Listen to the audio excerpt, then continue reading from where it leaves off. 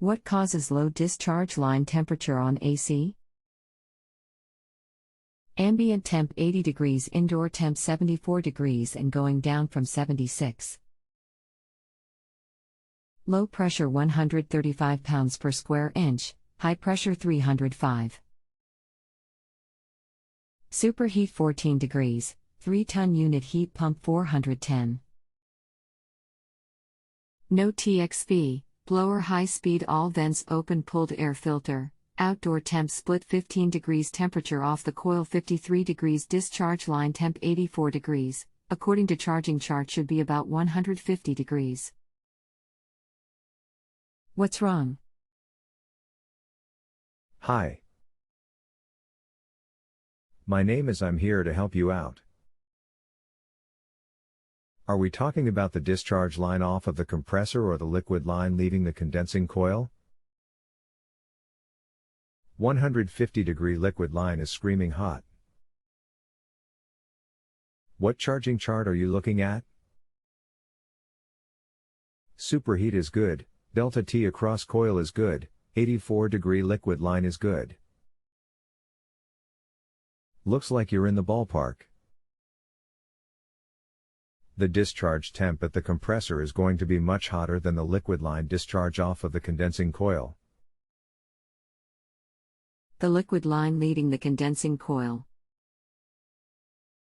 The manufacturing chart for charging for Nordine/air temp. It may have said 130, not 150. Sitting in living room trying to recall. Where do you take the temp off the discharge line? How close to the compressor do you take it? Does the data plate on your unit say required superheat or subcooling? That's what we will want to charge to.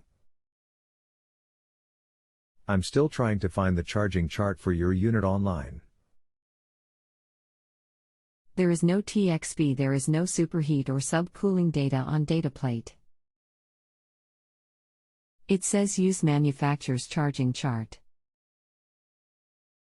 Does not have TXV, both orifices are .064. These are the model and serial numbers for inside and outside unit. Model #V.T. 4BD036K. Serial #918544 volts and model #B6BMM036KB, serial number 921150. Aim for 10 degrees subcooling and 10 degrees superheat then. If your superheat is 14, add a little more refrigerant, in liquid state for 410A since a blend, and bring the superheat down to 10 degrees. How far off the compressor on the discharge line should I take the temperature? This being different than where I take the temperature for subcooling, of course. I'll need to see a picture of the charging chart. Is there any way to send one?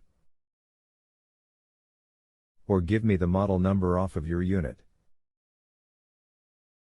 Shouldn't be using the hot gas line off the compressor to charge with. Should be using the liquid line off of the condensing coil. Most of the Nordine 3-ton charging charts are showing me that your current charge is very close, but just to be sure I need the model number so I can pull up the correct chart.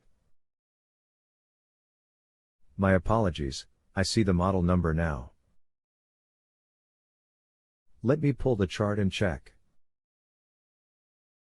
Looking at the chart for your unit, it appears your charge is slightly low. Don't confuse the liquid line temp with the discharge temp. You can check the discharge temp anywhere between the compressor and going into the condensing coil. Also, I see that the manual says the indoor orifice should be .073 and the outdoor orifice should be .052 for the 3-ton models. You mentioned both orifices were .064. Okay, why is the discharge temperature 84 degrees? The liquid line temp could be 84 degrees coming out of the condensing coil. Once you adjust to the proper charge, the discharge temp will be hotter on the hot gas line coming out of the compressor. Since pressure and temperature are relative to each other, higher pressure equals higher temperature, I would charge the system to 10 degrees superheat and recheck the chart. Also, when you've done that, check the temp drop across the evap and ensure you aren't cooling more than 20 degrees max and 15 degrees min. If you are, check for correct orifice sizes.